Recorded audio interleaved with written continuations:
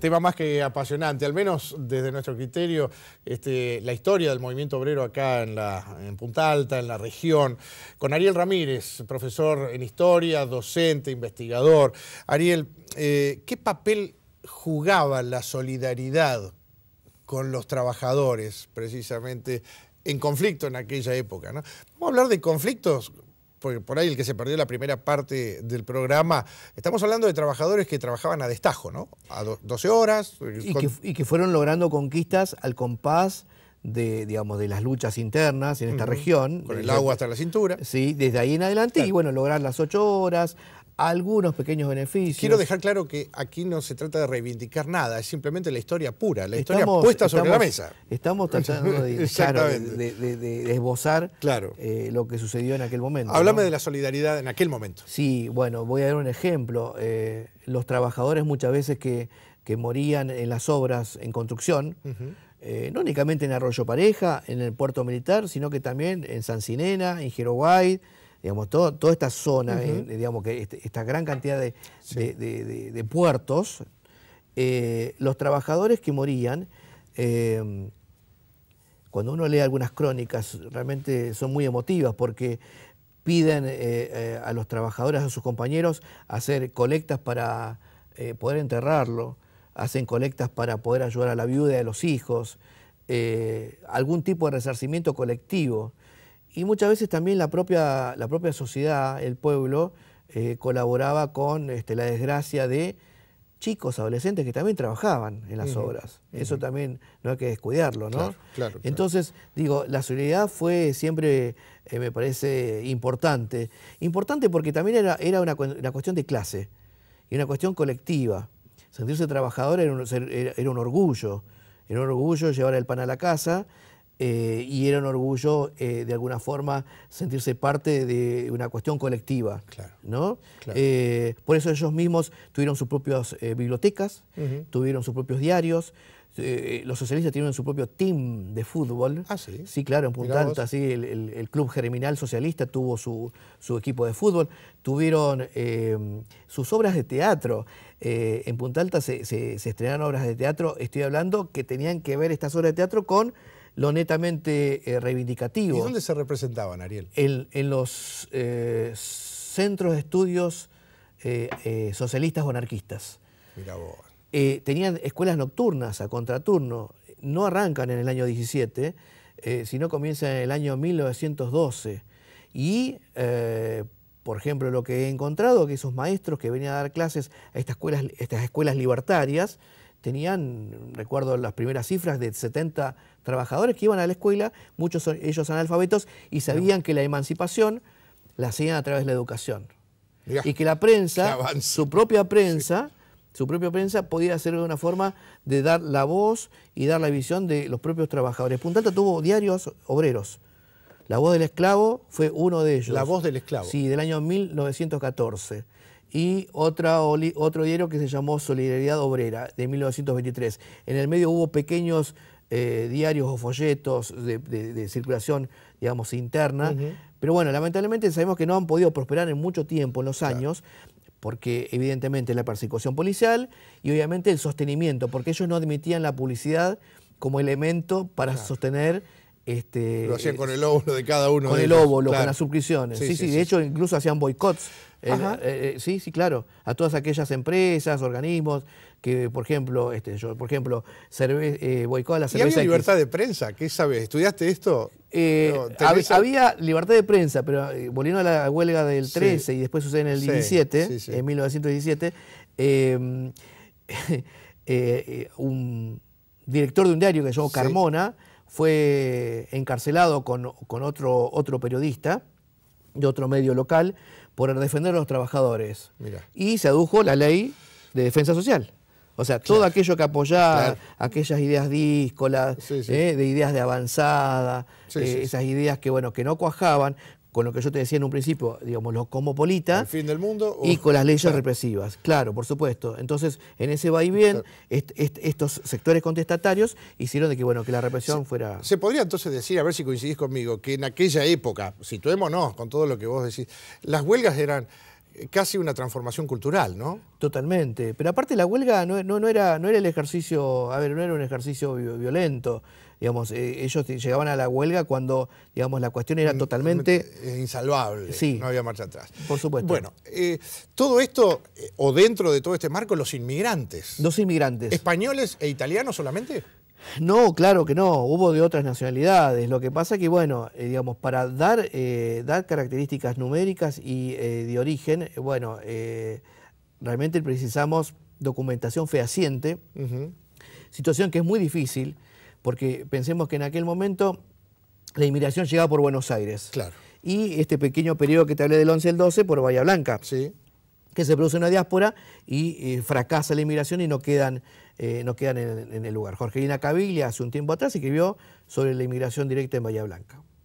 Pero digo, específicamente estos trabajadores hubo de otras nacionalidades. ¿Por ejemplo? Y la que yo he trabajado fue la de los griegos, hubo alemanes, hubo austrohúngaros, hubo... de otras nacionalidades, digamos, cercanas, digamos, pero en menor cantidad, como por ejemplo ingleses. Hay un trabajo franceses. tuyo de afroportugueses. Sí, los afroportugueses, digamos, tienen una llegada posterior a estas grandes obras. Bien, Algunos llegaron, bien.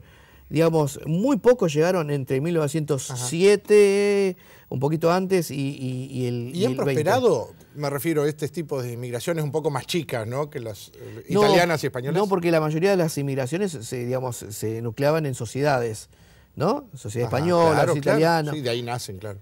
Lo que sucede es que otras inmigraciones no han tenido la capacidad, quizás por la alta movilidad, o digamos, quizás por no encontrar este lugar adecuado para poder instalar una sociedad de ese estilo, o una iglesia, que son las herramientas que cuajan a estos inmigrantes. Los afroportugueses, me lo contabas la vez pasada cuando nos juntábamos coordinando un poco este programa, sí, que ellos no decidieron no seguir con sus costumbres, eso me contabas. Negaron su identidad. ¿Por qué? El creole, por ejemplo, hablar de sus costumbres, porque ellos querían que sus hijos, en base a las entrevistas, y acá entramos en otra modalidad de la historia, que es la historia oral.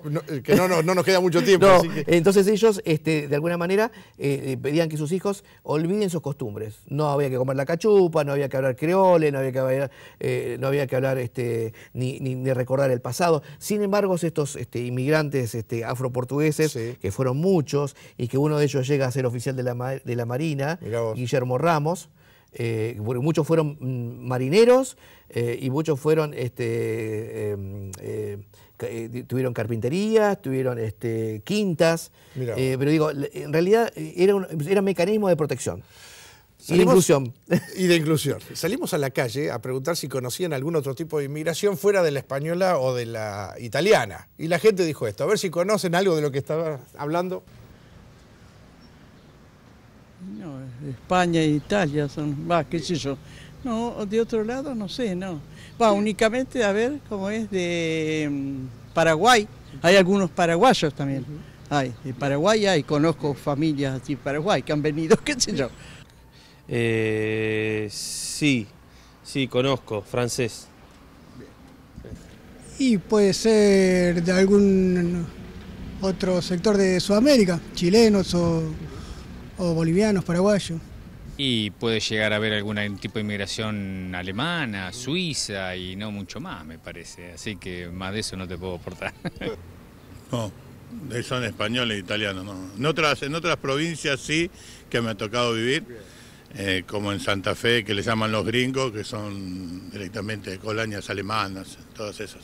No, aparte de eso, tampoco. Puede ser las personas que vienen de Bolivia o Chile, sí, eso. No, italiana y española generalmente, ¿no? Por mayoría, seguro. No, nada de eso. Sí, conozco un amigo que creo que era croata. Sí, puede ser que haya croatas por acá, sí. ¿En mi ciudad? No, allá no, somos todos italianos y españoles, allá no, gringos.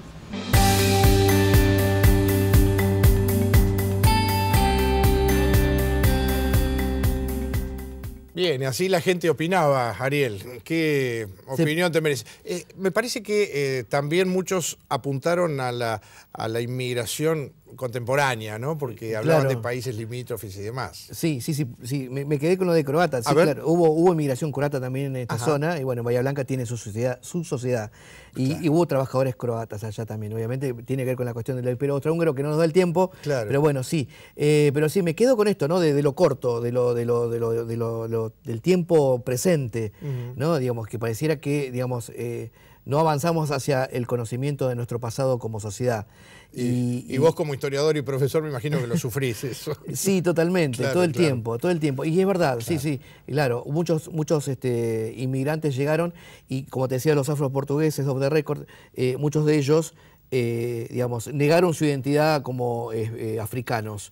Porque, digamos, una cultura totalmente europeizante, decir que yo soy... Tiene un nombre eso. Es endodiscriminación. Endodiscriminación. Decir, yo soy portugués, no soy descendiente de portugueses, no soy descendiente de negros. Claro. ¿No? Y lamentablemente en nuestra cultura, esas pequeñas líneas discriminatorias que todavía surcan en nuestra sociedad, hace que muchos nieguen ese pasado y ese origen. Bien. Ariel, yo te agradezco mucho que hayas venido, que hayas participado. El tiempo, obviamente, voy a decir algo que nunca se dijo, es tirano en televisión, y más para cuando hablamos de todos estos temas que han escrito páginas de la historia, algunas guardadas, otras que, bueno, vos sos el encargado de sacarle el polvillo y mostrarlas como hoy, por ejemplo, lo has hecho, ¿no? En el movimiento obrero de Coronel Rosales, de Bahía Blanca. Sí, y te agradezco por la invitación, y quiero recordar que, bueno, esto es una cuestión de costumbrismo, de revolver páginas del pasado, como decías, y mostrar pinceladas de costumbrismo. No, me parece que esto merece toda la seriedad posible y que, bueno, que digamos, quedaron muchas cosas por decir, ser más precisos y, bueno, a disposición de quien quiera acceder a los trabajos. Y bueno, insisto de vuelta con... Estás en Facebook. Sí, por supuesto. ¿Cómo quién? Ariel Ramírez. Ariel Ramírez. Es un nombre que no se van a poder olvidar, ¿no? Hay un eximio pianista ¿no de la Misa Criolla. En la Misa Criolla. Ariel, gracias por venir y te insto obviamente a que sigas trabajando en esta investigación del movimiento obrero, porque seguramente queda mucho por investigar todavía. Totalmente, porque llegamos hasta el 30, y hay que llega la crisis del 30 y, bueno, y después, bueno, el arribo del peronismo, ¿no? Claro. ¿Soñás con imprimir un libro? Sí, por supuesto, pero me gustaría ¿Qué un falta? Sí, el dinero, pero a veces el historiador siempre quiere encontrar algo más, para poder que su libro cierre un poco más. Pero a veces, como dijimos, se ha destruido mucha documentación.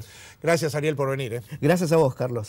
Ariel Ramírez, profesor en historia, investigador y, por supuesto, también docente. Estuvo hoy con nosotros. El tema nos pareció interesante para compartirlo con ustedes. Chao, hasta el próximo puente.